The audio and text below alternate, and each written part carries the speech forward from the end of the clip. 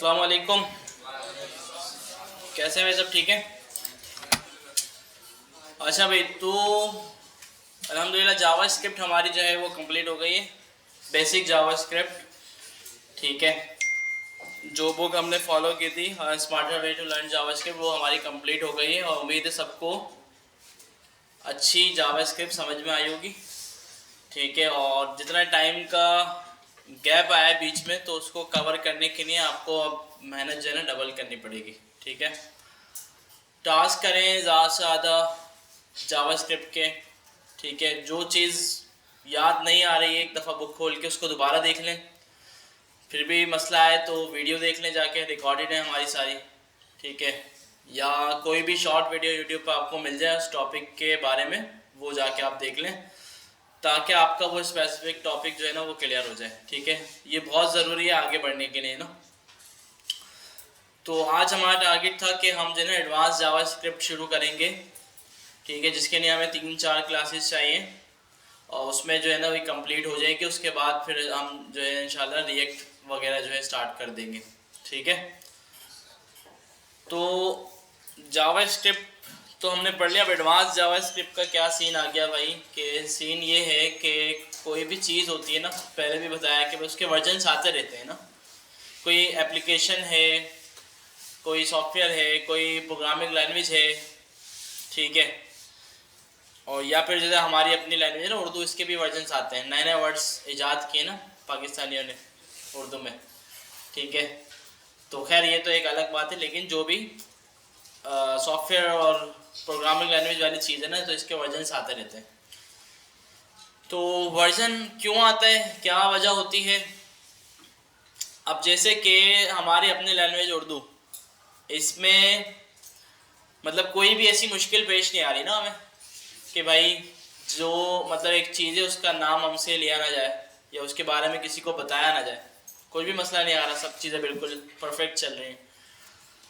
तो वर्जन जब आता है कि जब किसी चीज़ में कोई इशू हो, कोई बग हो, या उसमें जो है ना इम्प्रूवमेंट रिक्वायर्ड हो, ठीक है, कि भाई इसमें ये काम जो है ना बहुत ही लेंथी तरीके से हो रहा है, इसको थोड़ा सा अच्छा कर देना तो बहुत फ़ायदा होगा, ठीक है। या एक चीज़ है उसमें मसले हों कि यार इसमें इश्यूज आते रहते हैं, उसको फिक्स कर दें। तो इस वजह से जो है ना नया वर्जन आता है, ठीक है। तो जावा स्क्रिप्ट है तो बहुत पुरानी, जिस तरह आपको पहले भी बताया था कि भाई काफ़ी पहले से इसको लोग यूज़ कर रहे हैं। और उसके बाद डिफरेंट ब्राउज़र के ऊपर ये अलग अलग मतलब चलती है। तो हर ब्राउज़र जो है ना अलग इंजन यूज़ करता है इसको समझने के लिए, ब्राउज़र में एग्जीक्यूशन करने के लिए। तो जिसकी वजह से पहले क्या होता था कि भाई हर ब्राउज़र के हिसाब से अलग अलग जावास्क्रिप्ट का कोड करना पड़ता था ताकि उसको समझ में आ सके। तो फिर जो है ना सबने जो कम्युनिटी होती है ना, देखिए टेक कम्युनिटी बन जाती है हर जगह पे, तो पहले भी थी, अभी भी बहुत सारी है। तो जावास्क्रिप्ट की जो कम्युनिटी थी ना, तो उसने मिलके डिसाइड किया कि यार क्यों ना हम एक स्टैंडर्ड बनवा लें, ठीक है। तो वो जो स्टैंडर्ड था वो क्या था, एक्मा स्क्रिप्ट, ठीक है। मतलब वो स्टैंडर्ड जिससे बनवाया गया वो एक्मा ऑर्गेनाइजेशन थी एक, उसको दिया गया जावास्क्रिप्ट का कोड। तो उसने क्या किया, एक स्टैंडर्ड बना के दे दिया। तो उस दिन से फिर जो है ना ये लाजिम हो गया कि भाई सब इस स्टैंडर्ड को फॉलो करके जावास्क्रिप्ट का कोड करेंगे। फ़ायदा क्या होगा इससे कि यार सारे ब्राउज़र पे सपोर्टेड होगी, कॉस्ट कम हो जाएगी कि भाई डेवलपर काम कर रहा है हर ब्राउज़र के लिए, उसको भाई अलग काम करना पड़ रहा है, कॉस्ट ज़्यादा, उसका टाइम भी ज़्यादा लग रहा है, मुश्किल भी हो रहा है उसके लिए। तो बहुत सारे फ़ायदे इससे हो जाते हैं ना। तो फिर ये करवा लेगा, स्टैंडर्ड बन गया। अब उसी स्टैंडर्ड में एक्मा स्क्रिप्ट के जो वर्जन है ना वो आते रहते हैं, कुछ ना कुछ उसमें ना अपडेशन हर साल होती रहती है, ठीक है। तो वो 1 से स्टार्ट हुआ, 2, 3, 4, और हमने जो बुक कवर की पूरी ये था एक्मा स्क्रिप्ट का वर्जन 5, ठीक है। मतलब इसमें ये सारी चीज़ें थी, इंक्लूड थी। फिर उसके बाद वर्जन 6 आया। वर्जन 6 के अंदर भी बहुत मेजर चेंज था, ठीक है। मतलब वर्जन जो है ना, अगर कोई एक इशू फिक्स होता है तो भी आ सकता है, और अगर कोई बहुत सारे इश्यूज फिक्स हों या कुछ बहुत सारी नई चीज़ आ जाए तो भी आ सकता है। तो इसको मेजर और माइनर का नाम देता हूँ कि भाई माइनर वर्जन है, मतलब थोड़ा बहुत कुछ चेंज हो। मेजर वर्जन का मतलब होता है बहुत कुछ चेंज हो गया है, और नया नया आ गया है सब। तो ES6 जो है वो बहुत मेजर था। बाकी ES6 के बाद अब इतने ज़्यादा कोई मेजर अभी तक आए नहीं है। छोटी मोटी थोड़ी बहुत चेंजेस जो है ना हर साल इसमें होती रहती हैं। 7, 8, 9, 10, 11, 12, 14 तक शायद आ चुके हैं। ठीक है भाई, तो इसमें एक एक चीज़ ऐड हो गई, दो दो चीज़ ऐड हो गई, कोई बग फिक्स हो गया, तो इस तरह से ये चल रहा है। ठीक है, पूरी हिस्ट्री मौजूद है अगर आप देखना चाहें ना। ECMAScript वर्जन्स करके आप सर्च करें तो हिस्ट्री अगर इसकी हमें कहीं हर किसी वेबसाइट पे होगी, हर किसी ने इसको अपने तरीके से किया हुआ होगा। लेकिन 2023 में लास्ट आया है 14। ठीक है भाई, 14 इसमें आया है, जो कि 2023 के जून में आया था। ठीक है, अब हो सकता है 2024 के जून में दोबारा आ जाए, तो जून में ही करते आ रहे हैं शुरू से नहीं। पहले इन्होंने दिसंबर में मतलब बनाया या कुछ भी करा, उसके बाद जो वर्जन है ना सारे जून के अंदर, जून के महीने में ही आए। ठीक है, अब 2024 की जून में फिर कुछ और आ जाएगा। अच्छा, ये सारे जो है ना छोटे छोटे वर्जन से, इसमें जो 6 वाला है ना, ये 2016 शायद, इसमें काफ़ी चीज़ों का चेंज आया था जी। स्क्रीन बंद है, कैसे खुलेगी?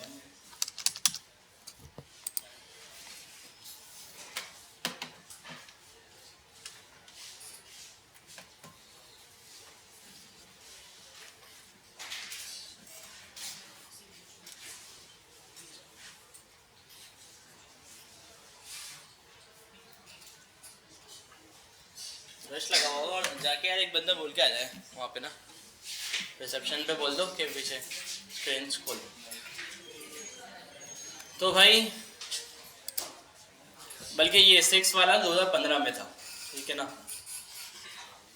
तो इसमें जो वर्जन आया ना, तो इसमें काफ़ी चेंज आया। फिर ये जो हमने इससे पहले जितना भी कुछ पढ़ा वो इस बुक में शामिल था, जो हमने बुक कंप्लीट की। फिर उसके बाद ये सारी हिस्ट्री, लेकिन ये इतना सारा जो नज़र आ रहा है ना, इसमें इतना कुछ है नहीं। ठीक है, इसमें हम जो जो चीज़ें पॉपुलर हैं, जो यूज़ होती हैं, हाँ ये भी खोल दो, पीछे वो स्क्रीन डिस्प्ले नहीं आ रहा क्यों?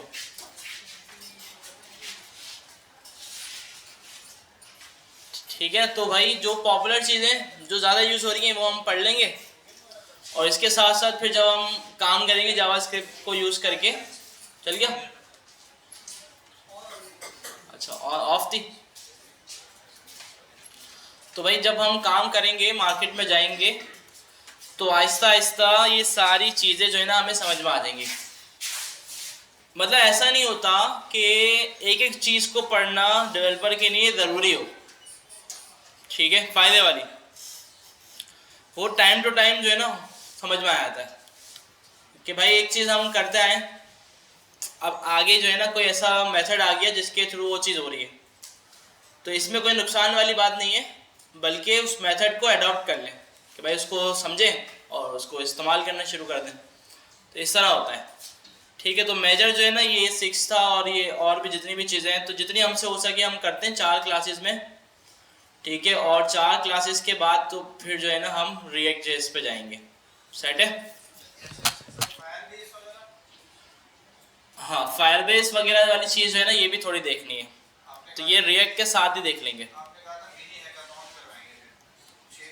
हाँ, मिनी हैकाथॉन, बिल्कुल, हाँ मिनी हैकाथॉन भी था। हाँ सही है, ऐसा कर लेते हैं, चलो ऐसा कर लेते हैं।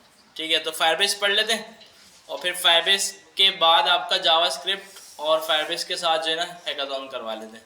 ठीक है ना भाई? या फिर एक चीज़ और भी है, फायरबेस को ना मैं चाह रहा हूँ थोड़ा सा हटा के आपको जावा रिएक्ट से भी पहले ना बैकएंड पढ़ा दिया जाए। ठीक है ना, एपीआईज वगैरह आप बना लें, डेटाबेस मोंगोडीबी वगैरह ही पढ़ लें। ठीक है, और जब ये हो जाए ना तो फिर आपका करवा दिया जाए हैकाथॉन। ठीक है, और फिर उसके बाद जो है ना रिएक्ट और ये सब चीज़ें हैं ना। अच्छा, ऐसा क्यों? क्योंकि ना जून में हो सकता है रिएक्ट का मेजर वर्जन रिलीज़ हो जाए। ठीक है ना, तो अगर वो हो गया तो हम डायरेक्ट वो ही पढ़ेंगे। ठीक है, 1-2 महीने ही है ना, और अगर नहीं हुआ तो फिर पढ़ लेंगे पुराना ही। ठीक है, तो एक्सपेक्टेड है कि भाई जून तक में हो जाए वो भी। ठीक है, अभी रिएक्ट 19 है वो अभी 18 है ना। अभी जो प्री रिलीज किया है वो प्री मतलब जो अभी रिलीज किया छोटा सा वो प्री रिलीज है। छोटा सा तो कुछ भी रिलीज नहीं किया, देखते हैं। हाँ 18 ही चल रहा है अभी तक तो, देखें। ठीक है, अब 19 का ना इन्होंने बस एक ब्लॉग रिलीज किया है बस, यहाँ पे ये रहा फैब में, ये रिलीज हुआ है बस। कि भाई इन्होंने इसमें सारा बता दिया कि हम क्या करने जा रहे हैं, और जो ये करने जा रहे हैं ना, ये वाकई बहुत तबाही काम करने जा रहे हैं। और इससे जो है ना, मतलब सबको पता चल रहा है कि यार अब हमें रेक की तरफ आना चाहिए। जो दूसरी चीज़ों पे भी काम कर रहे हैं ना, वो भी सोच रहे हैं कि भाई रेक पे मूव हो जाए, कि बहुत पावरफुल बना रहे हैं। अभी तक ये खुद नेक्स्ट जेस को रिकमेंड कर रहे थे कि भाई आप नेक्स्ट जेस यूज़ करो, ये खुद। ठीक है, क्योंकि उसमें अच्छी चीज़ें हैं। तो अब इसमें ये बोल रहे हैं कि भाई सब कुछ हम दे देंगे आपको, किसी चीज़ की ज़रूरत नहीं है अब। तो सर्वर साइड रेंडरिंग और ये सब बड़ी बड़ी जो फीचर्स थे ना, वो सारे ही डाल रहे हैं। तो इस वजह से अब सीन ये कि ये कॉन्फ्रेंस हो रही है एक,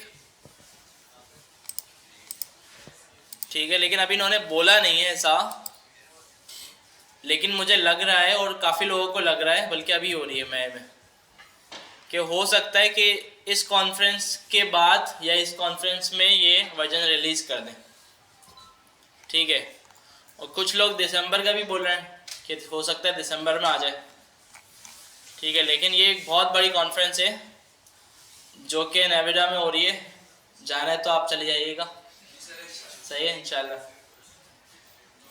ठीक है, तो इस ये बहुत बड़ी है ना, देखिए इसमें कितनी ऑनलाइन अटेंडेंस तो 40K हैं, स्पीकर्स 20+ हैं अभी इसमें, इन पर्सन जो है 700+ हैं, और 2 डेज़ का इवेंट है ये टोटल। तो इसमें ना काफ़ी सारी चीज़ें हो रही हैं, और ये सारे जो भी स्पीकर्स होते हैं वो इनके अपने ही बंदे होते हैं। ठीक है, देखिए मेटा के सारे, शॉपिफाई से भी आए हुए हैं, अमेज़ॉन से भी आए हुए हैं, तो अच्छी चीज़ होती है। ठीक है, तो मुझे लगता है कि इसमें हो जाएगा वर्जन रिलीज़ ना 19। तो ये है कि मेजर वर्जन है, तो इस वजह से ज़्यादा सोचा जा रहा है।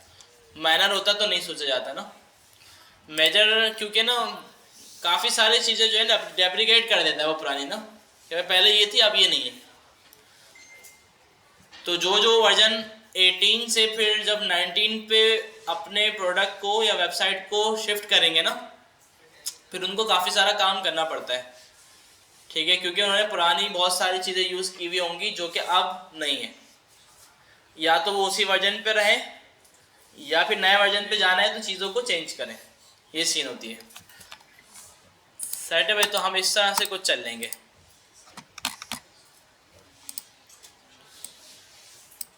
तो एक्मा स्क्रिप्ट में ये 6 थोड़ा सा देखते हैं।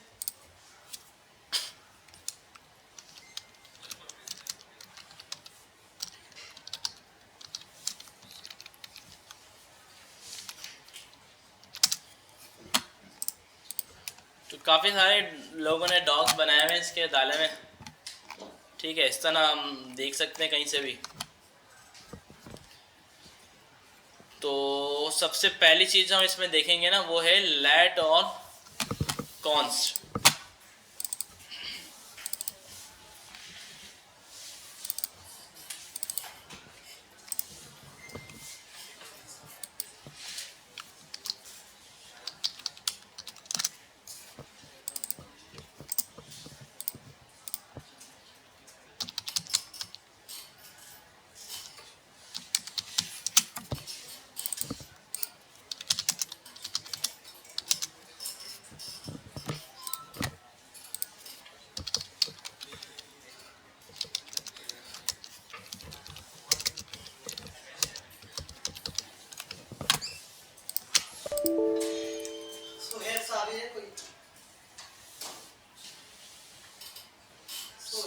सुहेब साबिर। तो भाई लेट और कॉन्स पहले देख रहे हैं। वेरिएबल का पता है सबको? वेरिएबल हम बनाते हैं और उसमें कोई भी वैल्यू जो है वो हम कर देते हैं स्टोर, ठीक है।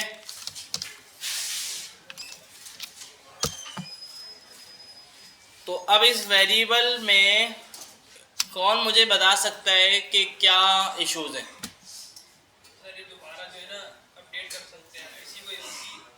तो फायदे वाली बात है ना, अपडेट कर सकते हैं तो ये तो फायदा हुआ है, नुकसान का हुआ? सेम नेम का वेरिएबल दोबारा बना सकते हैं, ये एक मसला हुआ, मसला है ना। एक चीज़ पहले से मौजूद है उसको दोबारा बना दी जाए। कि अब जैसे कि एक ड्राइव में दो सेम नेम की फाइल नहीं जा सकती ना, ना फोल्डर बन सकता। वेरिएबल से आप बनाएंगे ना जैसे कैसे ऐसे, तो ये अलाउड है, कोई एरर नहीं आएगा, कोई मसला नहीं आएगा। बस लाइन बाय लाइन वाला रूल अप्लाई होगा। लाइन नंबर 1 तक str ऊपर वाला ये वैल्यू होती है str में, और लाइन नंबर 2 में नीचे जो भी वैल्यू होती है वो आ जाती। सही है भाई? एक ये मसला। और क्या मसला, और क्या मसला समझ में आता है? सर वैल्यू फिक्स नहीं है, वैल्यू चेंज। फिक्स नहीं है मतलब जैसे कांस्टेंट नहीं, वैल्यू को हम चेंज भी कर, रीडिक्लेयर भी कर सकते हैं, प्राइवेट नहीं बना सकते ना, कांस्टेंट नहीं कर सकते, ठीक है। ये मसला है कि भाई हमने वेरिएबल बनाया तो उसको कहीं से भी आप अपडेट कर सकते हैं, रिप्लेस कर सकते हैं, ठीक है। मतलब हर प्रोग्रामिंग लैंग्वेज में ऐसा होता है कि उस वैल्यू को ना प्राइवेट बना दिया जाए, कांस्टेंट बना दिया जाए, कि भाई आप वैल्यू जो इसमें आपने स्टोर करी है वो कोई भी चेंज ना कर सके, ठीक है। ये मसला है। स्कोपिंग का मसला है, ठीक है। ये फंक्शन स्कोप होता है वेरिएबल। वेरिएबल क्या होता है? Function scope. बाकी इसमें एक और मसला तो नहीं बल्कि फीचर है, कि मसला बोल लें या फीचर बोल लें, कि वेरिएबल जो है ना वो होइस्ट भी होता है, ठीक है। होइस्ट का क्या मतलब होता है? कि ऊपर उठाने वाली चीज़ को ऊपर उठा लिया, होइस्ट।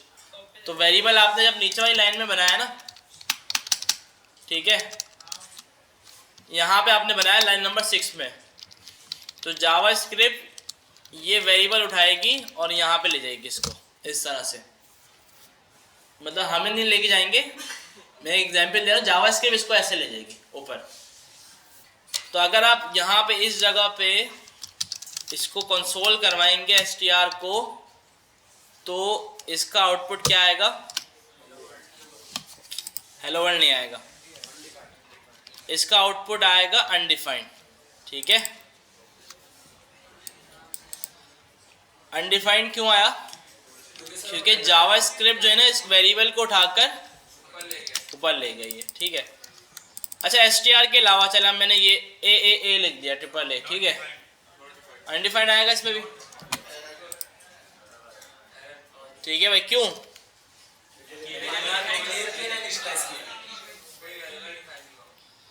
ठीक है भाई। तो इस ये क्यों आ रहा है हमारे पास? क्योंकि ये होइस्ट हो गया।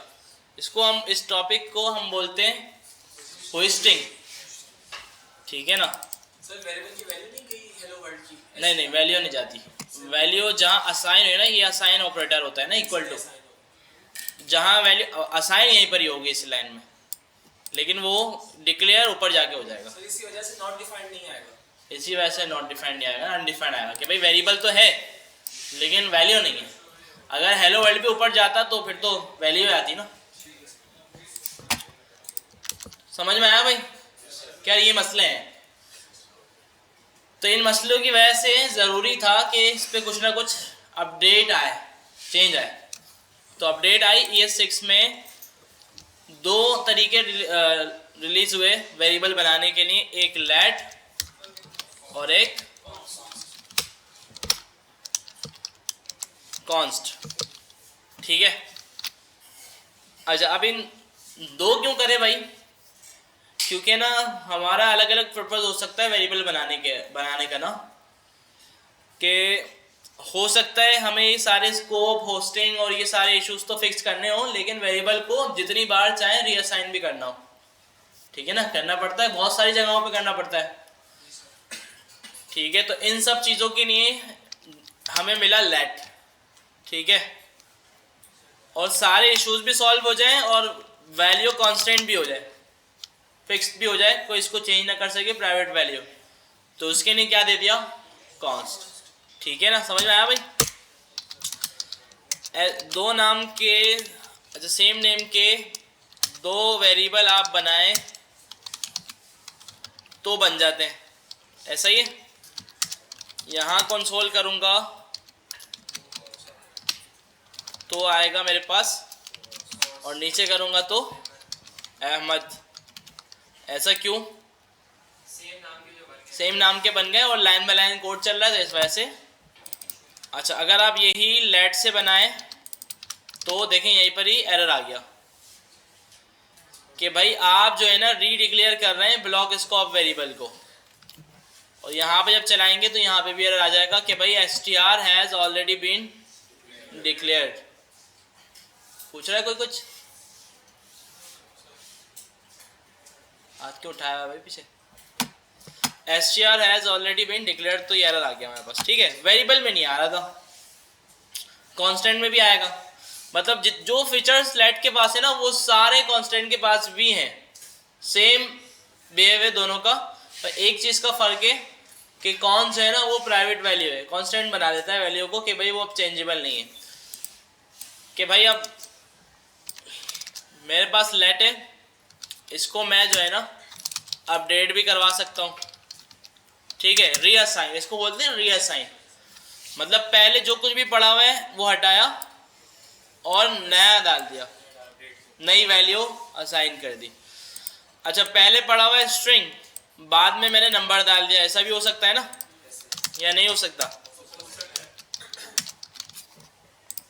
हो गया, पहले पड़ा हुआ है स्ट्रिंग, बाद में मैंने एरे डाल दिया, ये भी हो सकता है। अच्छा, कॉन्स्ट के वाले केस में ये सब अलाउ नहीं होता। ठीक है, ये क्या बोल रहा है, असाइनमेंट टू कांस्टेंट वेरिएबल। ठीक है, इसमें बोल रहा है कि आपने एक बार वेरिएबल बना दिया ना तो अब वो रीअसाइन नहीं हो सकता कभी भी। ठीक है, हाँ, रीअसाइन का मतलब ये है कि पूरा का पूरा रिप्लेस मार देना। रीअसाइन का मतलब समझे कि ये जो है ना, ये इसको पूरा हटा के और एक नई वैल्यू लेके आ जाना। देखिए, सिंपल रीअसाइन का मतलब ये समझे आप कि ये चेयर है, दूसरी चेयर आई, ये चली गई, हट गई, तो ये होता है रीअसाइन। ठीक है, और अब एक होती है अपडेशन ना, कि चेयर में कोई इशू है ना वो फिक्स हो गया यहीं पर ही। ठीक है भाई, कोई क्वेश्चन वगैरह लगाना है, कुछ लगाना है इसमें, यहीं पर ही लग गया वो अपनी जगह पे। तो लाइक इसके एग्जाम्पल जैसे एरे है ना, एरे में कुछ डेटा वगैरह ऐड करना हो तो ऐड कर दिया, तो ये अपडेशन वगैरह अलाउड है। अगर कॉन्स्ट एक एरे हो और उसमें पहले से कोई वैल्यू हो और मैं उसमें कोई नई वैल्यू को पुश करवाऊं, ठीक है, तो क्या है, अलाउड है। ठीक है भाई, देखें दोनों वैल्यूज आ गई, किसी भी तरह अलाउड है, कोई मसला नहीं। लेकिन रीअसाइन जब करूंगा ना मैं इसको, कि मैं बोलूँगा भाई इसमें काम करो, ये वाला एरे डाल दो नया, वो भी एरे ये भी एरे, लेकिन होगा क्या, एरर आ जाएगा। एरर क्यों आया? क्योंकि वो एरे अलग है और ये एरे अलग है, दोनों का रेफरेंस जो है ना वो अलग अलग है, तो कभी भी रीअसाइन नहीं हो सकता। अपडेट हो सकता है अगर एरे हो या फिर ऑब्जेक्ट हो। अच्छा, लेट हो तो सब हो सकता है, क्लियर है? अच्छा, कॉन्स्ट और लेट का मैंने आपको बता दिया कि भाई लेट के पास जो भी चीज़ें हैं ना, सारी जो भी पावर्स हैं सारी वो कॉन्स्ट के पास भी हैं, सेम है, फर्क सिर्फ इस चीज़ का है जो अभी बताई। अच्छा, इन दोनों की एक और चीज़ ये है कि दोनों जो है ना वो ब्लॉक स्कोप है। ठीक है, अब जैसे वेरिएबल वार, इसको आप पूरी जावा स्क्रिप्ट के अंदर कहीं पर भी बना दें, ये ग्लोबल है सिर्फ फंक्शन के अलावा। ठीक है ना, जैसे कि मैं यहाँ पे इफ़ बनाऊँ, इफ़ इसको ट्रू कर दूँ और यहाँ पे अंदर आके मैं बनाऊँ वेरिएबल ए और इसमें मैं बोल दूँ टेस्ट। ठीक है, बाहर आऊँ, यहाँ पे मैं बोलूँ ए, तो क्या आ जाएगा, टेस्ट, टेस्ट आ गया। ठीक है ना, क्योंकि ये ग्लोबल है। वेरिएबल क्या है? ग्लोबल। भाई कहीं पर भी बनाओ, लूप के अंदर हो, किसी कंडीशन के अंदर हो, कहीं पर भी बना हुआ हो, ग्लोबल है, हर जगह एक्सेसिबल है। सिर्फ फंक्शन के अंदर ना हो। किसके अंदर ना हो? कि भाई अब मैंने यहाँ पे बना दिया फंक्शन, ठीक है, फंक्शन को चाहे मैंने कॉल भी कर दिया तो क्या होगा? इसको वेरिएबल मिल ही नहीं रहा, ए इज नॉट डिफाइंड। सिंपल है ना भाई, क्लियर है, समझ में आ रहा है कि भाई सिर्फ फंक्शन के अंदर बनाया गया हो तो लोकल स्कोप है, फंक्शन स्कोप है। फंक्शन के अलावा कहीं पर भी बने ग्लोबल है।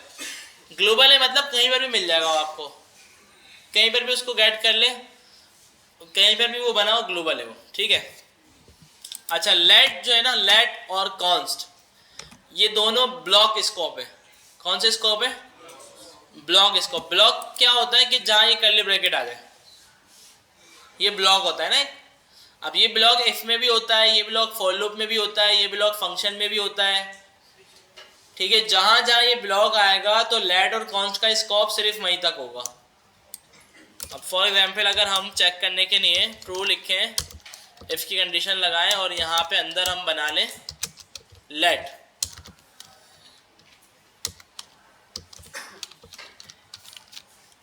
ठीक है, मिल जाएगा, ठीक है ना? नहीं मिल रहा ना, और इसी को वेरिएबल कर दिया तो मिल जाएगा। फर्क समझ में आया? तो लेट और कॉन्स्ट का स्कोप क्या है? ब्लॉक स्कोप, ठीक है। और वार का क्या है? अच्छा, वार का हम बोलेंगे फंक्शन। क्या है तो ये लेट भी ग्लोबल। अगर लेट को यहाँ पे बना दिया तो ग्लोबल है ना। स्कोप बताने का तरीका ये है कि जहाँ पे वो एक्सेसिबल ना, मतलब जहाँ पे वो लोकल हो जाए, लोकल स्कोप, वो वाली चीज़ बताई जाए। कोई आपसे पूछे ना वार का स्कोप क्या है, तो आप बोलेंगे फंक्शन स्कोप है वार। फिर एक्सप्लेन करने का वो बोले तो फिर आप बोलेंगे कि भाई अगर फंक्शन के अंदर डिक्लेयर किया हो तो फंक्शन के अंदर ही एक्सेसिबल है, इसके अलावा जहाँ कहीं भी डिक्लेयर की हो ग्लोबल है। और फिर पूछे वो भाई लेट और कॉन्स्ट का स्कोप क्या है, आप क्या बोलेंगे? ब्लॉक स्कोप है। एक्सप्लेन कि भाई किसी ब्लॉक के अंदर बना गया हो, इफ फॉर लूप या फंक्शन जो भी हो, तो ब्लॉक के अंदर ही एक्सेसिबल होगा, इसके अलावा कहीं बना हो वो भी ग्लोबल है। सही है ना भाई, समझ में आ रहा है? सर उसके बाहर नहीं लिया जा सकता, उसके बाहर ब्लॉक के बाहर इस्तेमाल नहीं कर सकते आप, ठीक है ना। इस्तेमाल करना है तो वो अलग बनाओ फिर। अच्छा, इसके तरीके होते हैं कि भाई अब जैसे फंक्शन एक बना हुआ है, फंक्शन के अंदर वेरिएबल बना हुआ है। अब इस वेरिएबल को आपने बाहर लाना है तो तरीका है, मौजूद है। कैसे ला सकते हैं?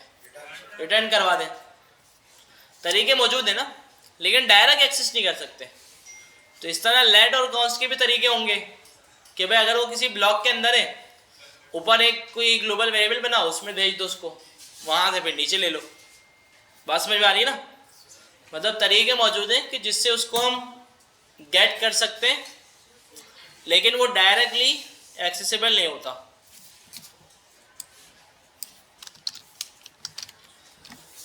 तो ना एक बड़ी अच्छी सी इमेज है, बस उसको देख लेंगे तो आपको क्लियर हो जाएगी ये चीज़ ना।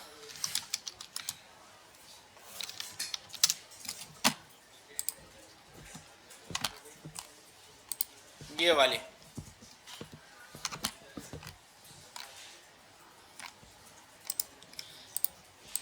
थोड़ी ब्लर आ रही है, लेकिन खैर है। दूसरी देखते हैं कोई, ये थोड़ी सही है।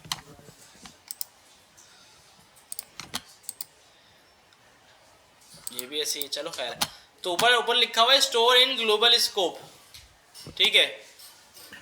अच्छा, ग्लोबल स्कोप क्या होता है? देखिए, ग्लोबल स्कोप ये होता है जो आपका विंडो का ऑब्जेक्ट होता है, विंडो, वो सबसे अपर लेवल पे होते हैं ना, उसको ग्लोबल स्कोप बोलते हैं। तो वेरिएबल जो भी आप बनाते हैं ना, ये ग्लोबल स्कोप में जाके बनता है, जबकि लेट और कॉन्स्ट ग्लोबल स्कोप में नहीं बनते। मतलब ये देखें आप, अगर मैं वेरिएबल बनाऊं, फॉर एग्जाम्पल कुछ भी लिख दिया मैंने इस तरह से, टेस्ट लिख दिया, कंसोल करवाऊं, तो मुझे मिल जाएगा, मुझे मिल गया, ठीक है। और ये देखें, अगर मैं यहाँ पे लिखूँ विंडो डॉट ओ तो भी मिल रहा है। ये क्या सीन है, क्योंकि ये वार जो है ना ये ग्लोबल स्कोप में जाके बन रहा है, ठीक है ना। अगर आप विंडो का ऑब्जेक्ट देखें ना, इसके अंदर देखेंगे ना फू बना हुआ होगा, ये आ गया भाई। इसमें जितनी भी चीज़ें होती है ना विंडो के ऑब्जेक्ट में, सारे ग्लोबल स्कोप में खिला दी कि भाई ये सारी जो चीज़ें हैं ग्लोबल स्कोप के अंदर है, कि भाई इसको कहीं से भी आप एक्सेस कर सकते हैं। पूरी जावास्क्रिप्ट में जो भी जावास्क्रिप्ट की आपकी फाइल है, कहीं पर भी ये चीज़ें मंगवा सकते हैं आप। ग्लोबल ये होता है, ठीक है। जैसे सिस्टम में हम चीज़ें इंस्टॉल कर देते हैं, ग्लोबली हर जगह एक्सेसिबल हो जाती हैं, ठीक है। तो अगर ये लेट से बनाया गया होता तो ये इसमें नहीं होता है भाई, नहीं है। अब विंडो डॉट वो अगर मैं करूं तो क्या आएगा, अनडिफाइंड। क्लियर है। तो इस इमेज में ये बात हो रही है कि भाई स्टोर्ड इन ग्लोबल स्कोप में सिर्फ वार जाता है, लेट और कॉन्स्ट नहीं जाता। फंक्शन स्कोप तीनों है। अच्छा, फंक्शन स्कोप तो सिर्फ वेरिएबल था, लेकिन ये क्यों हो गया अब, क्योंकि फंक्शन में ब्लॉक भी है ना, तो इस वजह से ये भी फंक्शन स्कोप में शामिल हुए। ब्लॉक स्कोप वेरिएबल नहीं है, लेट और कॉन्स्ट है। कैन बी रीअसाइन हो सकता है वेरिएबल और लेट, वार और लेट, कॉन्स्ट नहीं होता। कैन बी रीडिक्लेयर्ड, सिर्फ वार होता है और लेट और कॉन्स्ट नहीं होता। चाहिए मोबाइल में सर्च करेंगे ना, इमेज का रिजल्ट अच्छा आ जाएगा, आपको मिल जाएगी इमेज। कैन बी होस्टेड, सिर्फ वार, ठीक है, और लेट और कॉन्स्ट नहीं होते। बस ये आप याद रख लेंगे ना, समझिए इसका वजह चल गया आपको। अच्छा, तकरीबन हर इंटरव्यू में ये पूछा जाता है, हर जो भी आपका इंटरव्यू होगा ना, कहीं पर भी होगा, ये पूछा जाएगा। क्या बोलेंगे, जाहिर सी बात है पूछेंगे ना, क्या बोलेंगे, बस नाम बता दो। आप बोलोगे वार लेट कॉन्स्ट खत्म, एक्सप्लेन करेंगे ना, एक्सप्लेनेशन भी ज़रूरी है, ठीक है। और जो एक्सप्लेनेशन कर सके तो जाहिर सी बात उसको भाई, देखिए हम भी, आप भी समझे, आपको आता है, आप किसी का इंटरव्यू ले रहा हो तो आप भी पूछोगे इस तरह की चीज़ें, ये पता तो चले इसको कितना आता है, आप फिर उसको रखोगे ना, मतलब आप या ऐसे ही रख लोगे।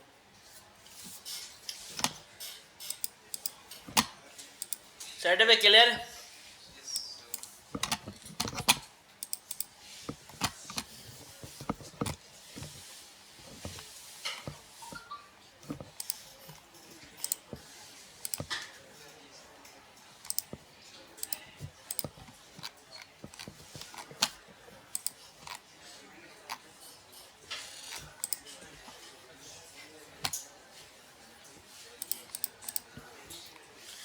अच्छा, हम एक काम करते हैं, अब हम टेम्पलेट स्ट्रिंग हमने ना ऑलरेडी पढ़ा हुआ है ना, ऐसा ही है, क्या था याद है, भूल गए।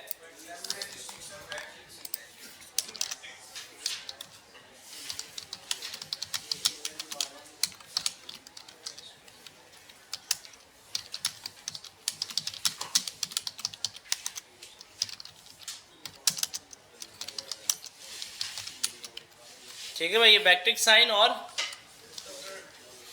Dollar curly bracket first name, dollar curly bracket last name, ये क्या करेगा, कॉन्केटिनेट कर देगा। टेम्पलेट स्ट्रिंग के बहुत सारे काम है, ठीक है, हमने यूज़ करके भी देखे जावास्क्रिप्ट में भाई। मल्टी लाइन आपको स्ट्रिंग लिखना हो, टेक्स्ट लिखना हो, वो भी लिख देता है ये। कॉन्केटिनेशन वाला काम भी इससे हम कर रहे हैं, ठीक है। तो बहुत फ़ायदे वाली चीज़ है ये, तो ये मैंने ऑलरेडी बताया हुआ है आप लोगों को। प्लस वगैरह की जगह पे ना यही यूज़ किया करें आप कॉन्केटिनेशन वगैरह के लिए।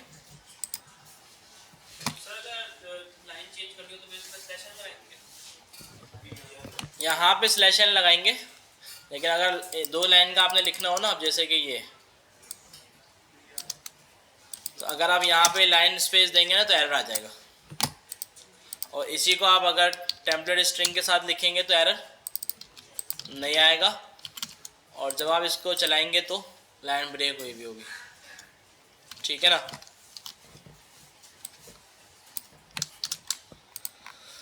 अब हम देख लेते हैं डी स्ट्रक्चरिंग।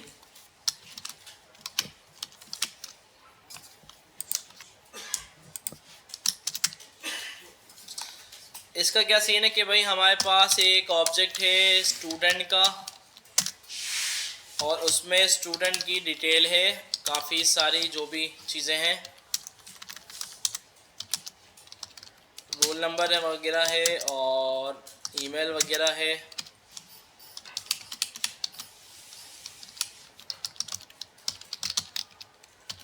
ठीक है, और स्कूल हो सकता है उसमें, स्कूल का नेम और ये सब चीज़ें। ठीक है, अब और भी बहुत सारी चीज़ें हो सकती हैं।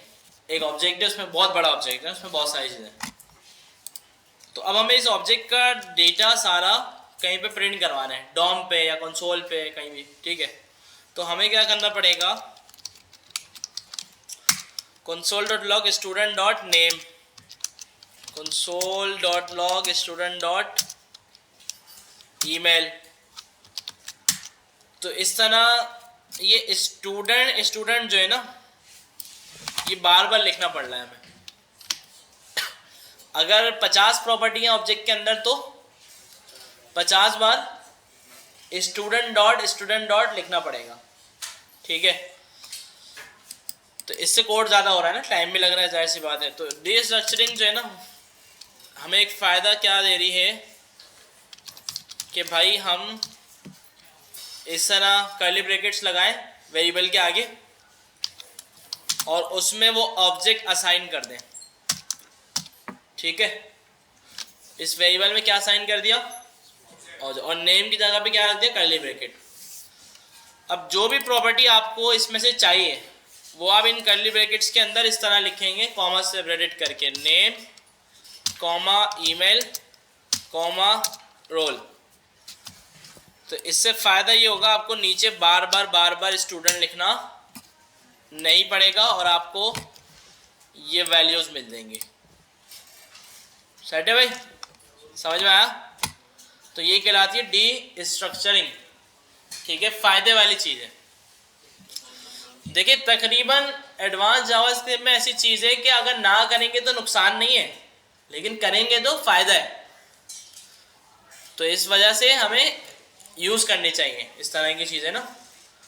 जो भी आप कोड लिखें, जो भी आप ऐप बनाएं, तो कोशिश करके हमें एडवांस चीज़ें ही उसमें करनी चाहिए, ताकि वो जो है ना, उसकी सपोर्ट जो है बहुत लॉन्ग टर्म हो, आगे तक हो। ठीक है, ऐसा ना हो कि कभी कुछ चेंज आ जाए बड़ा तो हमारी ऐप चली नहीं रहा। ठीक है ना। और इसमें से एक था फिर हमारे पास स्कूल भी मंगा लिया। तो आप स्कूल खुद भी एक ऑब्जेक्ट है, ऐसा ही है ना। स्कूल क्या है, तो आप क्या कर सकते हैं, एक और कांस्टेंट बनाएं। अच्छा, कांस्टेंट बनाना इसके लिए ज़रूरी नहीं है, वार लेट भी बना सकते हैं, लेकिन मैंने इसको कांस्टेंट यूँ बनाया कि ये चेंज तो होगा नहीं, हमें सिर्फ गेट करनी है ना चीज़, तो इस वजह से कांस्ट बना दिया, वरना लेट वार जो भी बनाते चल जाता। यहाँ मैंने क्या करा, कर्ली ब्रैकेट के आगे लिखा स्कूल में क्या आ रहा था। ठीक है, अच्छा, अब नेम दो जगह हो जाएंगे, तो यहाँ पे मैं इसको बोल देता हूँ टाइटल। ठीक है, तो यहाँ मैंने लिखा टाइटल और कंसोल करवा लिया टाइटल SMIT। ठीक है ना। पहले देखिए, स्टूडेंट में से स्कूल को निकाला और फिर स्कूल में से टाइटल को निकाला। सर, उसको कवर लाइन में नहीं कर सकते एक साथ? किस में, स्कूल के ऊपर से हम लोग डिस्ट्रक्शन किस लाइन में? ऊपर वाली लाइन में, उसके नीचे हमें फिर से नहीं करना पड़ेगा। नहीं, यहाँ नहीं हो सकता, यहाँ पॉसिबल नहीं होता। ठीक है, मतलब आप इस तरह बोल रहे हैं। सर, हो जाएगा, हो जाएगा, एक से आगे सेमीकोलन लगा के इसी तरीके से आगे हो सकता है। कहाँ पे सेमीकोलन लगा? स्कूल के आगे सेमीकोलन लगेगी यहाँ पे। और उसको कर्ली ब्रेसेस पे करना पड़ेगा,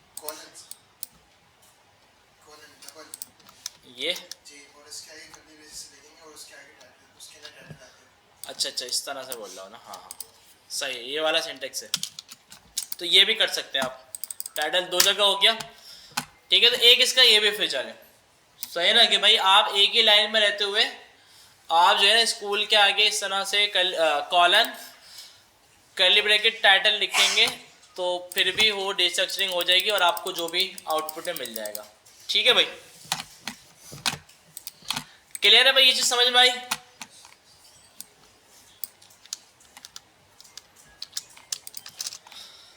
अच्छा भाई, तो ये जो डिस्ट्रक्चरिंग है ये हम एरे के ऊपर भी कर सकते हैं। ठीक है, कि भाई हमारे पास एक एरे है और एरे में कुछ नेम्स स्टोर हैं या कोई भी वैल्यूज जो हैं वो स्टोर हैं। ठीक है, अब हमें इन सारे नेम्स को गेट करने के लिए भी, अच्छा एरे पे कम इस्तेमाल है, इतना ज़्यादा एरे में ना इस तरह चीज़ें हम गेट नहीं करते, लूप ही चला रहे होते हैं हम ज़्यादातर। ठीक है, तो अगर हमें 0 चाहिए होगा तो इस तरह 0 लिखेंगे, फिर 1 लिखेंगे, फिर 2 लिखेंगे, इस तरह से हम इसको इस्तेमाल कर रहे होंगे, मतलब एरे जो है वो बार बार हमें लिखना पड़ रहा होगा। तो एरे की डिस्ट्रक्चरिंग भी हम कर सकते हैं कैसे कि भाई आपने स्क्वायर ब्रैकेट बनाए और आगे एरे उसको असाइन किया और यहाँ पे आके इसको एज अ वेरिएबल नेम हम यूज़ कर सकते हैं। लाइक मैंने कहा भाई A, B, C, ABC लिखना ज़रूरी नहीं है, ये वेरिएबल के नेम है। ठीक है, कुछ भी लिख सकते हैं आप इसकी जगह पे, लेकिन एरे वाली डिस्ट्रक्चरिंग में इस बात का ख्याल रखना पड़ता है कि सीक्वेंस खराब ना हो। कि आपने A लिखा है ना, तो A के अंदर गौस आएगा, ठीक है, B के अंदर अहमद आएगा और C के अंदर अली आएगा। ठीक है, चेक करते हैं।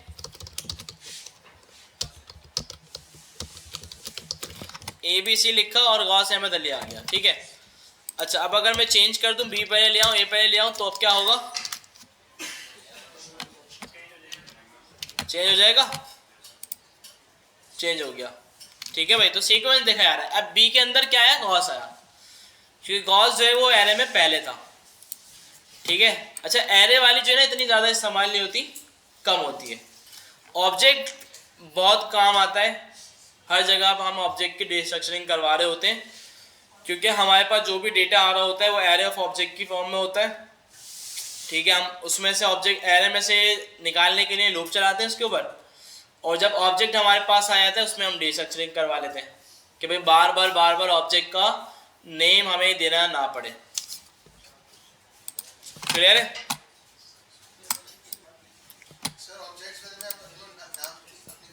ऑब्जेक्ट में नहीं, नाम अपनी तरफ से नहीं दे सकते, फिर वो अलग तरीका है, इसमें नहीं दे सकते कि भाई ऑब्जेक्ट, क्योंकि वो ना नेम से ही फेच करके लेके आ रहा है।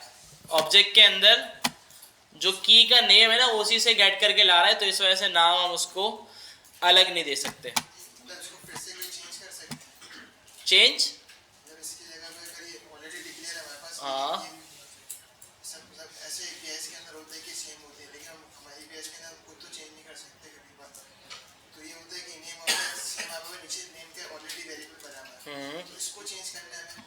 हाँ, उसको चेंज करने का तरीका है फिर ना इसमें, यही वाला जो आपने करा ना, इस तरह का कुछ है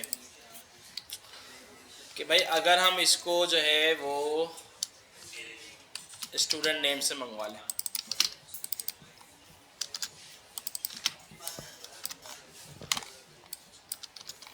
ठीक है, एस नेम लिखा यार, ठीक है, तो ये तरीके हैं। बाकी ये थोड़ी देखिए, ये थोड़ी सी ये वाली चीज़ जो है ना ये थोड़ी सी आगे की है, तो इस वजह से ना टाइम टू टाइम समझ में आ जाती है।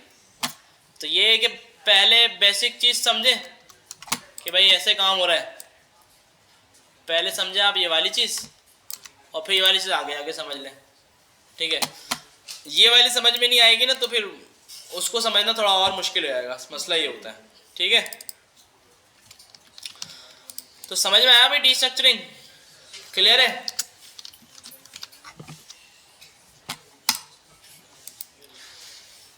अच्छा भाई, अब हम देख लेते हैं डिफॉल्ट, रेस्ट और स्प्रेड ऑपरेटर्स। ठीक है, तीनों।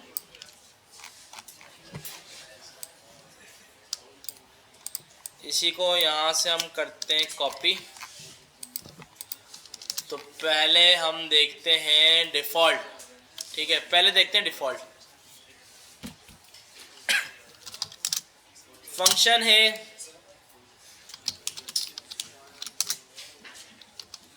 रिटर्न हो रहा है a प्लस बी, ठीक है।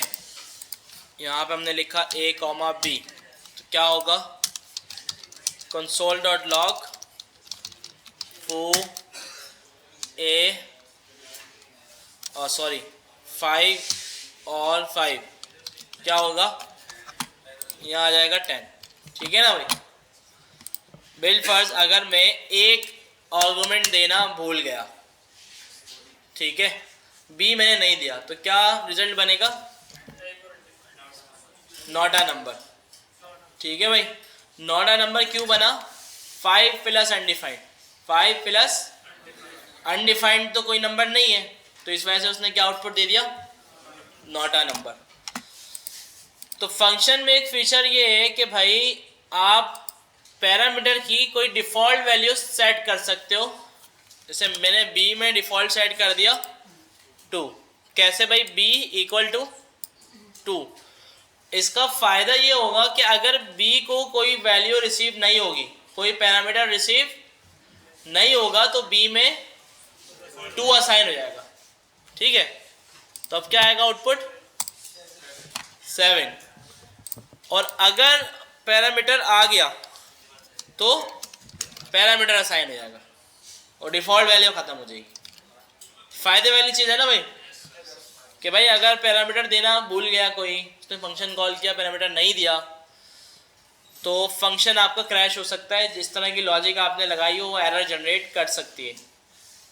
तो इसका फ़ायदा ये, कभी भी फंक्शन बनाए उसमें कॉम्प्लेक्स कोई काम हो रहा हो और पैरामीटर रिसीव हो रहे हो, तो उसको डिफ़ॉल्ट वैल्यू सेट करवा दें, ताकि कोई सेकंड बंदा उस फंक्शन को कॉल करे और अगर वो कुछ पास करना भूल जाए, या उसको पता नहीं था, या फिर उसका इस वैल्यू के साथ कोई काम नहीं था और वो पास ना करे और एरर आ जाए, ठीक है। डिफ़ॉल्ट वाले को ज़्यादा अहमियत देगा या फिर 5 जो हम लोगों ने यहाँ पे दिया है? 5 को देगा ना, अभी 5 ही आया ना, देखो इसमें 10 आया है। हाँ, वो उसको जब देखेगा कि जब ये पास नहीं किया वो, ठीक है ना। क्लियर है। इस तरह किसी भी पैरामीटर पे आप डिफ़ॉल्ट सेट करवा सकते हैं, इसको बोलते हैं डिफ़ॉल्ट पैरामीटर, सही है। अच्छा, इसी में ही ना रेस्ट होता है,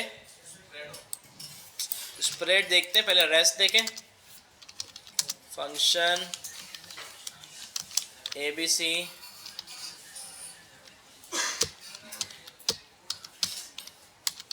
ठीक है। वैसे ना फंक्शन को इतने सारे पैरामीटर पास नहीं करने चाहिए, पता ही ये चीज़, जितने कम हो ना उतना अच्छा है। नहीं पता तो मैंने बता दिया, ठीक है भाई। क्या लिख के भाई, नेम दे देते हैं,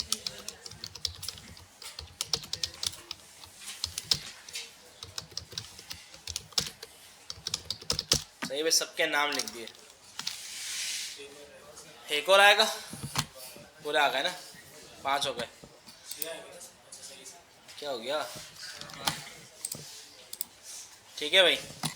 सलमान, अच्छा जी। तो इसका रेस्ट का सीन ये है कि अब देखें, यहाँ अजीब लग रहा है ना कोड थोड़ा, तो सारे भाई पैरामीटर्स। तो मैंने क्या करा, सिर्फ ए लिया, इन सबको हटाया,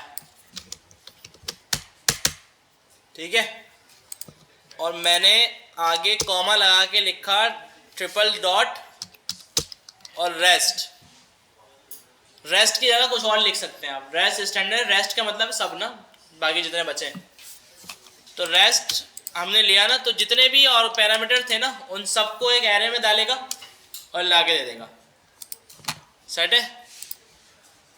देखिए गॉस डायरेक्ट आ गया क्योंकि मैंने डायरेक्ट लिया था, और बाकी जितने बचे थे सारे एरे में आ गए। अच्छा, इसको भी ले सकते हैं, ए को भी हटा दो तो ए भी एरे में चले जाएगा। तो इसको क्या बोलते हैं हम, रेस्ट ऑपरेटर, रेस्ट, ठीक है, क्लियर है। देखिए अब ये सेम ट्रिपल डॉट ना एक और जगह पे इस्तेमाल होंगे, तो इस चीज़ में थोड़ी कन्फ्यूजन होती है। यहाँ पे इसका काम बिल्कुल अलग है और दूसरी जगह पे इसका काम बिल्कुल अलग है।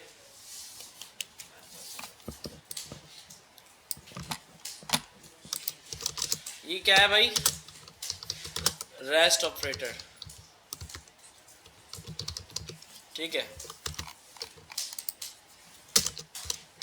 अब है हमारे पास स्प्रेड ऑपरेटर, ठीक है भाई, स्प्रेड ऑपरेटर, ये भी बड़ी अच्छी चीज़ है, बहुत काम आती है, ठीक है। इसके बहुत सारे फायदे हैं और इसके काम जो है ना एक नहीं बल्कि बहुत सारे हैं। कि भाई सबसे पहला काम, हमारे पास दो ऑब्जेक्ट हैं,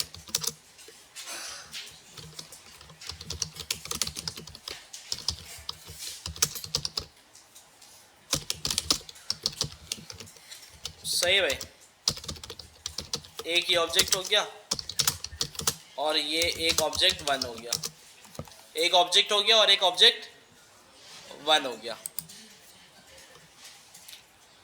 इसमें हम डाल देते हैं स्कूल क्लास, ठीक है, वेब एंड ऐप, ठीक है, वेब एंड मोबाइल, ठीक है। तो अब मुझे क्या करना है, इन दोनों ऑब्जेक्ट की जो प्रॉपर्टीज़ है ना उनको मर्ज करना है आपस में, ठीक है।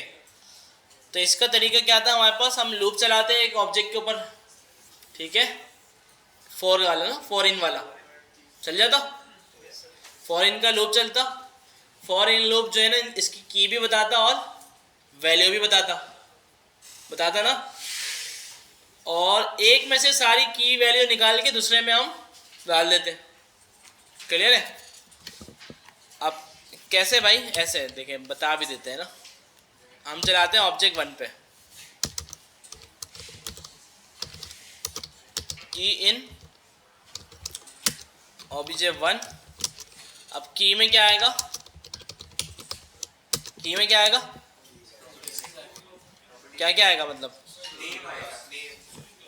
स्कूल और, सही है, और वैल्यू चाहिए तो क्या चाहिए करना होगा,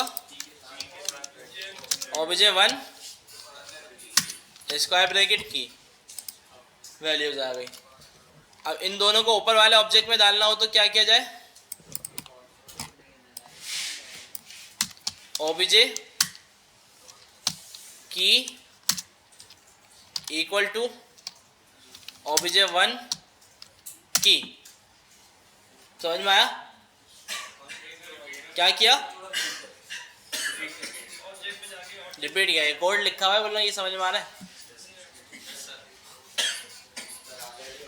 कि भाई ये इसमें क्या आ रहा है, ऑब्जेक्ट वन की वैल्यू आ रही है, की नहीं आ रही, इसमें की कहाँ से आएगी, देखो तो पूरा कोड, की तो इसमें आ रही है ना, की में, इसमें क्या आ रहा है, वैल्यू आ रही है ना, मतलब जो की आई मैंने कहा ऑब्जेक्ट में जाओ। अच्छा ये ऐसी चीज़ है, ये करवाते वक्त मैंने कहा था ये बहुत इंपॉर्टेंट है, आगे बहुत काम आएगी, सर्चिंग वर्चिंग सारा काम करवाया था, मैं इसको कहा था कि कर लो। अब देखो ये हाल हुआ है, सिंपल बताया था ना, काफ़ियों ने करा भी था, उनको समझ में आ रहा होगा, मेहनत से किया होगा तो इसमें आ रही है वैल्यू। अच्छा अब इसमें हो क्या रहा है कि ऑब्जेक्ट और की मतलब स्कूल, तो यहाँ पे इसको मैं इस तरह लिखना चाह रहा हूँ, स्कूल ऐसे लिखूँ या फिर मैं डॉट हटा के ऐसे लिखूँ, बात एक ही बात है ना। और ये इक्वल टू क्या कर रहा है, असाइन का काम कर रहा है कि भाई कि ये ऑब्जेक्ट के अंदर जाएगा, स्कूल की एक की बनाएगा और उसके अंदर ये वाली वैल्यू डाल देगा, सिंपल। अगर इसको काम बगैर लूप के करो ना, देखें ये क्या हो रहा होगा, ये हो रहा होगा तो भाई डॉट स्कूल और इसमें जा रहा होगा SMIT ऑब्जेक्ट डॉट क्लास, इसमें जा रहा होगा WAM। देखें यहाँ लूप में जो काम हो रहा है ना,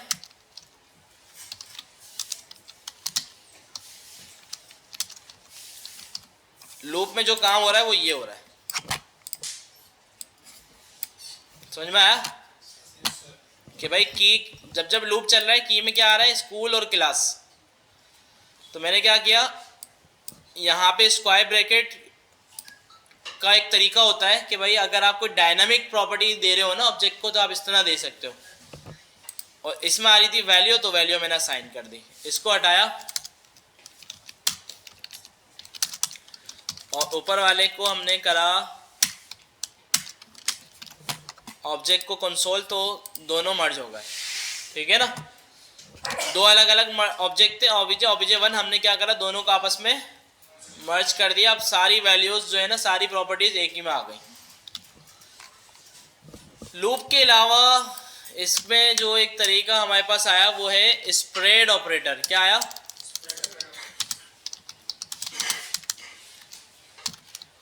नया ऑब्जेक्ट बनाया ट्रिपल डॉट ओबीजे। ये क्या करेगा, देखिए सिंपल समझिएगा, ये बहुत इंपॉर्टेंट चीज़ है, बहुत ज़्यादा। ट्रिपल डॉट लगाया ना किसी ऑब्जेक्ट के आगे, ये क्या करता है, ऑब्जेक्ट में जाता है, यहाँ से ये सारी प्रॉपर्टीज़ को उठाता है एज इट इज़ जो नज़र आ रही है, और यहाँ ला के रख देता है। समझ में आया? सिंपल। देख कोई टेक्निकल बात नहीं, ऐसी चीज़ है कि नॉन टेक्निकल वो समझ में आ जाए। कोई बंदा खड़ा हो जिसको जावास्क्रिप्ट आती है, मैं बोलो यार देखो ये ट्रिपल डॉट लगाए ना, ये क्या कर रहा है कि यहाँ से उठा रहा है इसको और यहाँ ला के छोड़ रहा है, उसको समझ में आ जाएगा। हाँ, उसको अगली बार पूछें वो बता देगा। आप जो है इसको ले लेते हैं दिमाग पे बहुत ज़्यादा कि यार पता नहीं क्या चीज़ आ गई, तो ऐसा कुछ भी नहीं है। सिंपल काम है, ये सारी प्रॉपर्टीज उठा रहा है यहाँ से और यहाँ ला के छोड़ रहा है, बस कॉमा डाला ट्रिपल डॉट obj1। बताएं आप इसने क्या करा होगा, दूसरे वाले की सारी उठा के यहाँ रख दी। अब मैं अगर कंसोल करवाऊँ मर्ज को तो क्या आएगा, दोनों को मिला के आ गया। क्लियर है भाई? लेकिन इसका मतलब ये नहीं कि ये फीचर आ गया तो आप खुश हो जाएं। वो लूप वाला मुझे समझ नहीं आ रहा था, लेकिन अच्छा हुआ ये फीचर आ गया, मैं तो अब इससे कर लूँगा। तो ऐसा बिल्कुल भी ये वाली बात नहीं है, वो आना ज़रूरी है। लूप वाली जो चीज़ थी ना वो भी समझ में आना ज़रूरी है। तो इसको हम बोलते हैं स्प्रेड ऑपरेटर। क्या बोलते हैं? स्प्रेड मतलब फैलाना। तो ये सारी प्रॉपर्टीज़ को उठा के इसमें फैला देता है ऑब्जेक्ट में।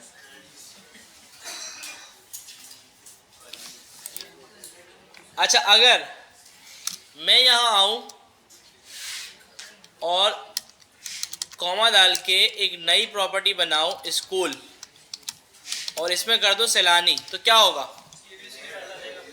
पहले से था ना स्कूल, तो ये क्या करेगा, रिप्लेस मार देगा। क्या करेगा? SMIT की जगह कर देगा। आ गया? अच्छा, अगर मैं इसको ऊपर ले जाऊं तो वो वाला इसको रिप्लेस कर देगा। आ गया SMIT। क्लियर है?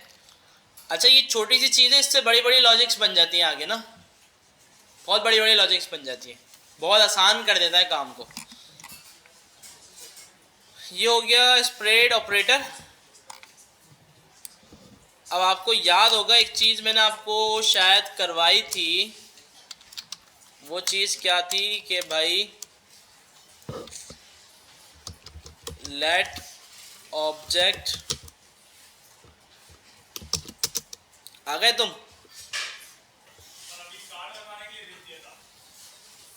तो पहले से देखा करो, तुम्हारा हर क्लास में ये होता है।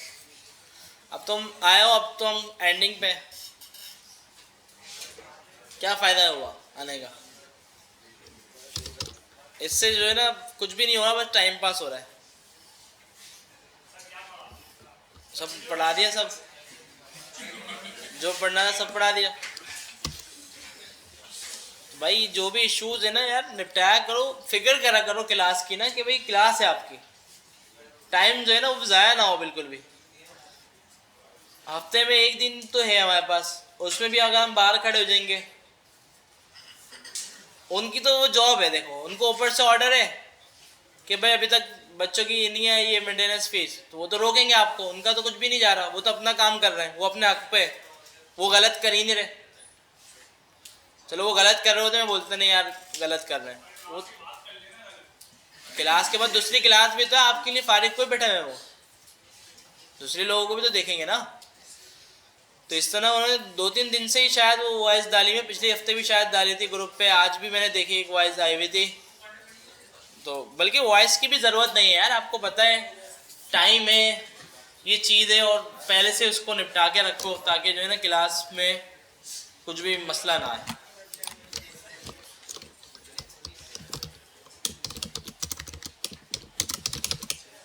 अच्छा जी, अब एक मैंने बनाया ऑब्जेक्ट, फिर मैंने एक और ऑब्जेक्ट 1 बनाया, इसमें दे दिया ओबीजे, फिर मैंने एक और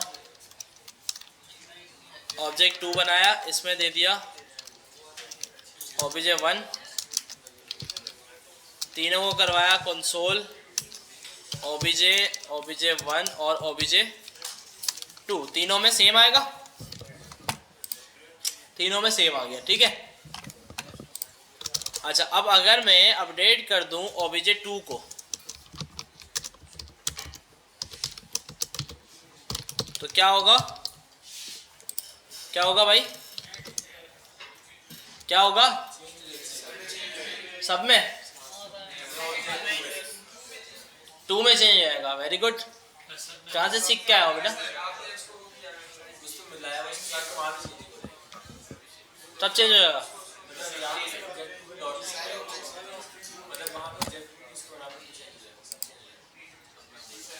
सब में हो गया, क्यों भाई,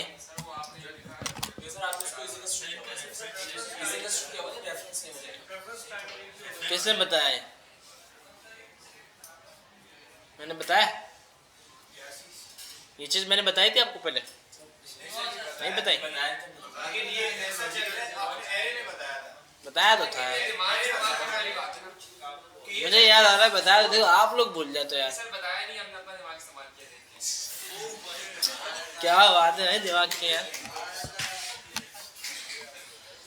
तो भाई सीन ये है कि जावास्क्रिप्ट में जब आप कोई ऑब्जेक्ट एरे या कुछ बनाते हैं ना, देखिए वेरिएबल में जब आप कुछ भी स्टोर करते हैं ना, तो होता ये है कि उसकी ना एक मेमोरी एलोकेट होती है, और उस मेमोरी का एक रेफरेंस बनता है, यूनिक रेफरेंस बनता है हर मेमोरी का यूनिक रेफरेंस बनता है, ठीक है। रेफरेंस समझो कोई आईडी होती होगी, कुछ ना कोई ऐसा होता होगा जिससे सिस्टम आइडेंटिफाई करता है उस मेमोरी को ना, ताकि जब दोबारा कोई इस रेफरेंस को गेट करना चाहे तो उसी रेफरेंस को उठा के लाके आपको दे दे।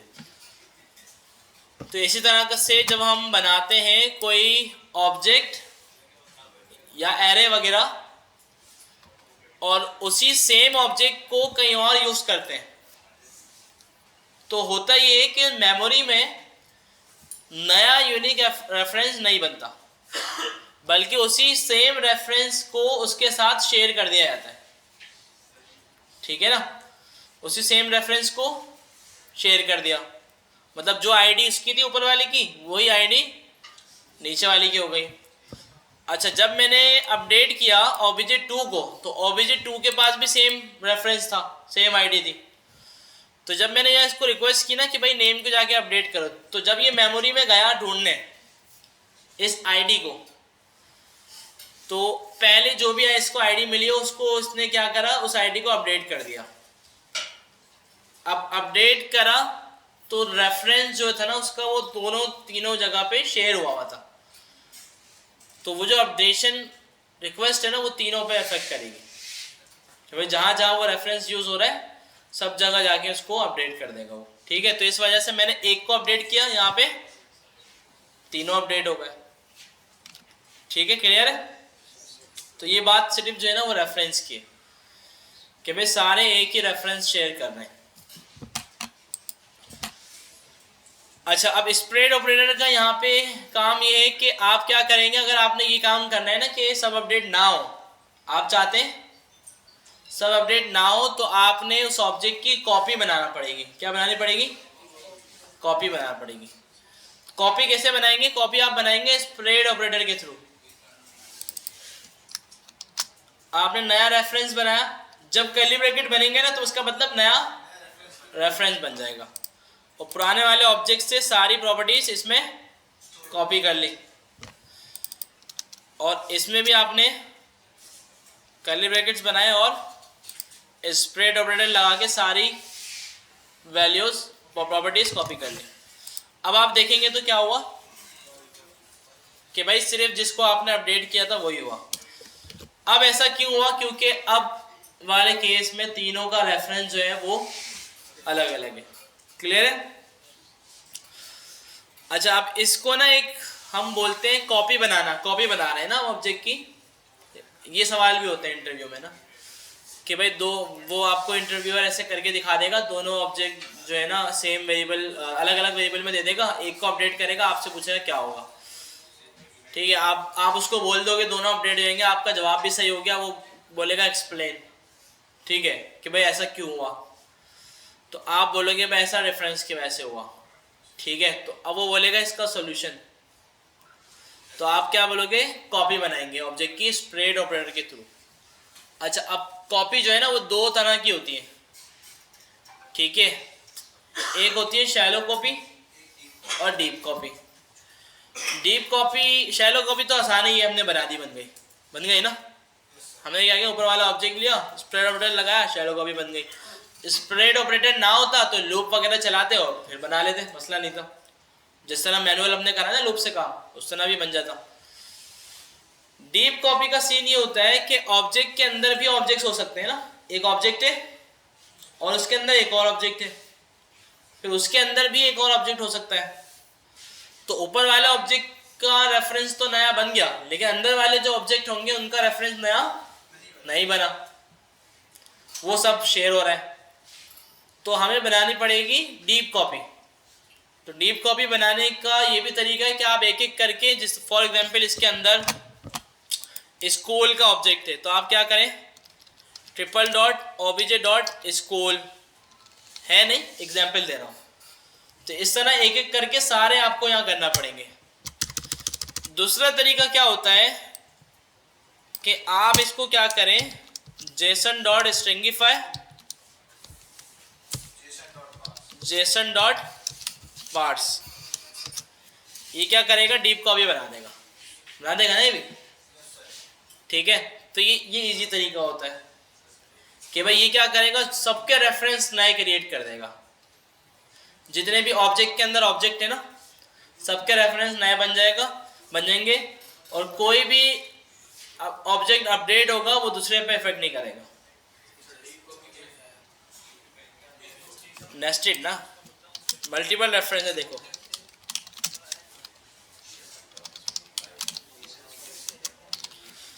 अब ये एक मेन ऑब्जेक्ट है जिसके येलो ब्रैकेट्स नजर आ रहे हैं, एक नेस्टेड ऑब्जेक्ट है स्कूल, वो किसके अंदर है, ऑब्जेक्ट के अंदर, जिसके ये पर्पल ब्रैकेट्स नजर आ रहे हैं। तो दोनों ही ऑब्जेक्ट है ना, दोनों में ही रेफरेंस वाली बात आएगी, उसमें भी रेफरेंस वाली बात आएगी, इसमें भी। तो ये वाला काम करने से ये रेफरेंस तो अपडेट हो गया, लेकिन ये वाला इसमें एज इट इज चला गया सेम। तो अगर कोई ऊपर वाले ऑब्जेक्ट को यूज करके स्कूल को अपडेट करेगा तो फिर वो यहाँ पे भी स्कूल अपडेट होगा। क्यों होगा? क्योंकि स्कूल वाले जो ऑब्जेक्ट की रेफरेंस है ना वो सेम शेयर हो गया। तो अब हमें डीप कॉपी लेनी पड़ेगी। डीप कॉपी क्या करेगी कि भाई इस वाले रेफरेंस को, येलो वाले जो ब्रैकेट है इसको भी नया बनाएगी, और अंदर जितने भी ऑब्जेक्ट्स हैं सबको नया रेफरेंस बना के देगी। उससे फ़ायदा क्या होगा कि भाई आगे किसी भी लेवल पे जाके आप ऑब्जेक्ट को अपडेट कर दो, किसी पे भी इफेक्ट नहीं पड़ेगा। ठीक है, तो ये बहुत इंपॉर्टेंट चीज़ है और ये इंटरव्यू में आपसे बहुत बार पूछी जाती है। ठीक है भाई, तो स्प्रेड ऑपरेटर यहाँ पे भी यूज़ करा हमने। अच्छा, वो वाली लंबी हो जाती, वो वैसे भी हम कर सकते थे कि भाई हमने यहाँ पे स्कूल की एक नई प्रॉपर्टी बना दी और हमने यहाँ पे बोल दिया obj dot triple dot obj। अच्छा, यहाँ पे भी नया ऑब्जेक्ट बनाया, फिर हमने बोला triple dot obj dot school. ये दोनों तरीके सेम है, लेकिन ऊपर वाला तरीका थोड़ा शॉर्ट है। क्योंकि नीचे वाले तरीके में ना सिर्फ एक स्कूल नहीं हो सकता है, स्कूल के अलावा और भी ऑब्जेक्ट्स हो। जैसे हमने वो सर्चिंग बनाई थी ना, उसमें पता नहीं कितने ऑब्जेक्ट्स थे। अगर स्प्रेड ऑपरेटर के थ्रू कॉपी बनाएंगे तो आप सोचिए कितना आपने काम करना पड़ जाएगा और बहुत कॉम्प्लेक्स हो जाएगा। तो ऊपर वाला काम इस वजह से आसान है कि इसमें ज़्यादा काम नहीं करना पड़ रहा। इसमें बस पहले उसको स्ट्रिंग में कन्वर्ट करा और उसको पार्ट्स में करें। ये पता है ना स्ट्रिंगिफाई और पार्ट्स, लोकल स्टोरेज के टाइम पे भी शायद किया था हमने, नहीं किया? किया है ना? चलो शुक्र है, याद है यार। तो इससे भी कर सकते हैं हम, ठीक है भाई।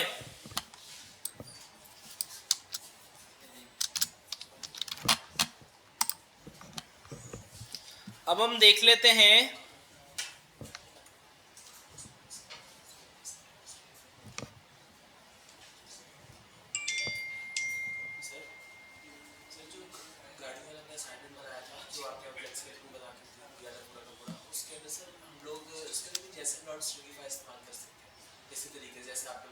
ज़रूरत नहीं है ना, मतलब ज़रूरत कहाँ पड़ती है इस चीज़ की कि जहाँ आप एक ऑब्जेक्ट की कॉपी किसी दूसरे वेरिएबल में ले रहे हो। मतलब मेरे पास समझिए ये स्टूडेंट है, मुझे ये स्टूडेंट ना आगे भी चाहिए नए वेरिएबल के अंदर। स्कूल है और स्कूल के अंदर मुझे ये स्टूडेंट यहाँ पे चाहिए, मिल जाएगा ना?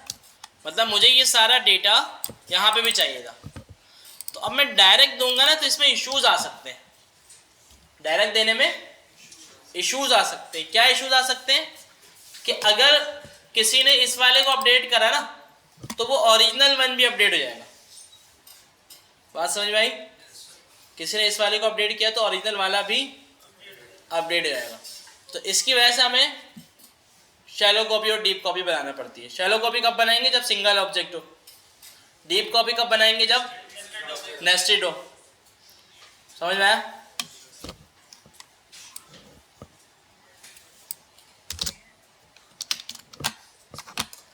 अच्छा, अब हम देख लेते हैं एरो फंक्शन। सही है, ये कोई इजी चीज पहले निकालें। इजी क्या है इसमें? और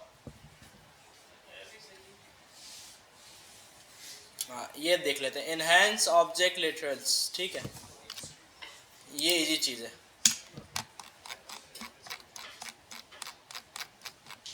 ऑब्जेक्ट को थोड़ा इनहेंस किया है।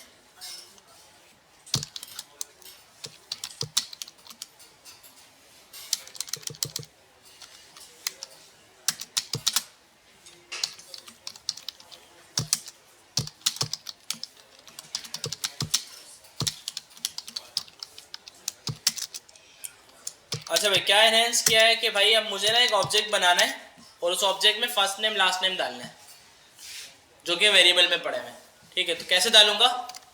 फर्स्ट नेम की की बनाई, कॉलन, फर्स्ट नेम दे दिया, आगे होगा, ऐसे ही होगा ना, सिंपल। इसको एनहेंस क्या किया है जावास्क्रिप्ट ने कि भाई बोला अगर आप जो फर्स्ट नेम मंगवा रहे हो ना, आपने उसी नेम से की रखनी है, की का जो नेम है ना वो सेम होगा। तो आप क्या करो, दोनों लिखने की ज़रूरत नहीं है बल्कि एक सिंगल लिख दो इस तरह, बस हो गया काम, कॉमा लास्ट नेम। और इसको आप बनाओ तो ये पूरा एक ऑब्जेक्ट बन के आपके पास आ जाएगा ऐसे। ठीक है, मतलब शॉर्ट तरीका हो गया ना, वरना हमें क्या करना पड़ता, फर्स्ट नेम इस तरह लिखते, कॉलन और फिर आगे फर्स्ट नेम, फिर last name, colon last name. इसमें भी सेम काम हुआ है। तो शॉर्ट तरीका क्या हो गया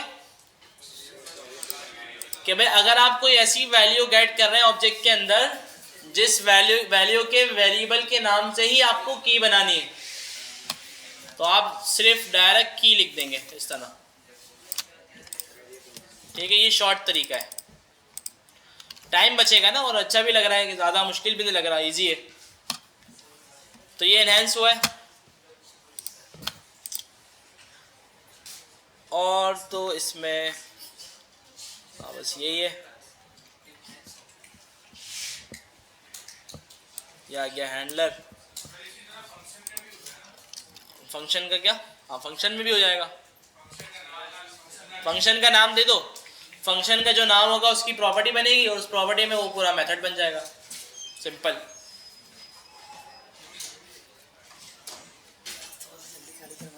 क्यों? क्योंकि प्रेजेंटेशन है 3D वालों की ना। तो आज तो हम 6 बजे तक करा देता। हाँ, आज भी एक हमने टाइम दिया भाई 3D वालों को। नहीं 6 बजे के रख आज दी क्लास में। प्रेजेंटेशन है 3D वाले सारे बच्चे आ गए, 6 से 8 वाले, 8 से 10 वाले दोनों को बुलाया है और सर भी आ गए। और फिर इनको कुछ उसमें कुछ सेटिंग वेटिंग भी करनी है और सब कुछ करना भी है, शेड वेड तो भी फिर करनी जो है है, ना तो नेक्स्ट भी आएगा हफ्ते से ना मेरी क्लास 6 बजे है, बता देना। 3 से 6। मैं शाम को बोल देता हूँ। सही, अभी तो कर देते हैं। सही है भाई। तो फर्स्ट टाइम लास्ट टाइम हमने इस तरह शॉर्ट करके लिख दिया। एक और चीज़ बता दूं छोटी सी, वो चीज़ क्या कि भाई ऑब्जेक्ट डॉट मैंने लिखा स्कूल, क्या आएगा, क्या आएगा? ऑब्जेक्ट डॉट स्कूल में क्या आएगा? बोलो ना, तो अनडिफाइंड बोलो ना, अनडिफाइंड आएगा ना, अनडिफाइंड आ गया। अब मैं बोलूँ स्कूल डॉट टाइटल, अब क्या आएगा? अब भी अनडिफाइंड, अब आएगा एरर। देखिए मैंने ना अपनी वीकडे वाली क्लास में एक चीज़ बताई कि जावा स्क्रिप्ट जो है ना आपकी ना एक गलती बर्दाश्त करती है। कितनी? 2 नहीं करती। एक गलती हमने की कि जो स्कूल नहीं था, या 2 मिनट आप रुक जाएं, बाहर ही बस एंड हो रही है क्लास, फिर आ जाइए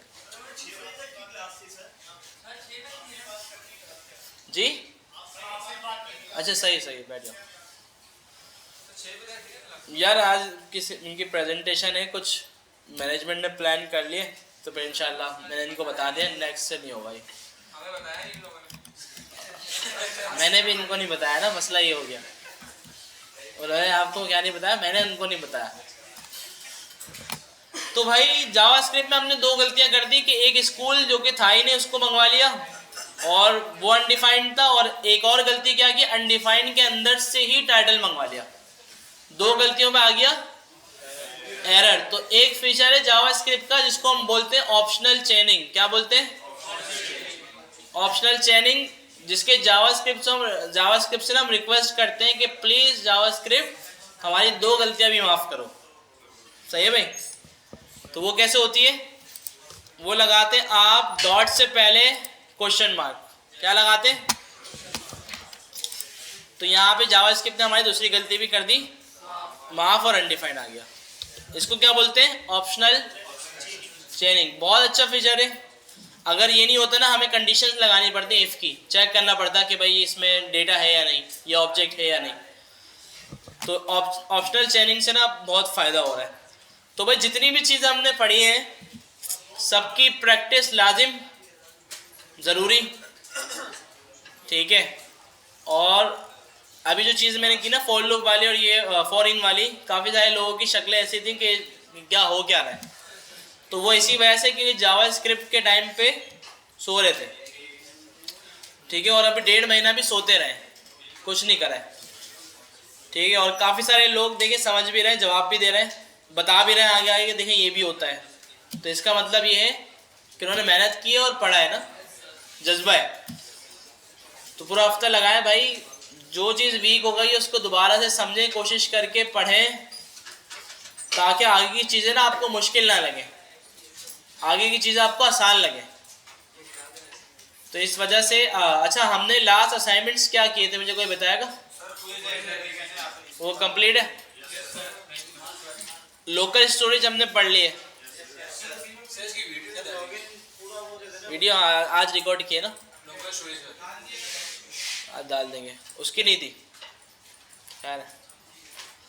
तो आपको नेक्स्ट असाइनमेंट क्या दें? लॉगिन रजिस्टर दिया था मैंने?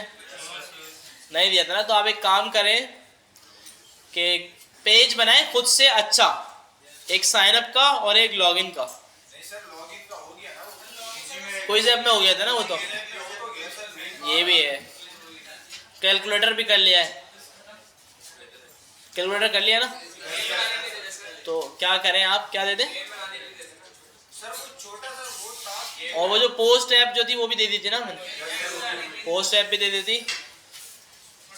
टास्क का हम क्या करें?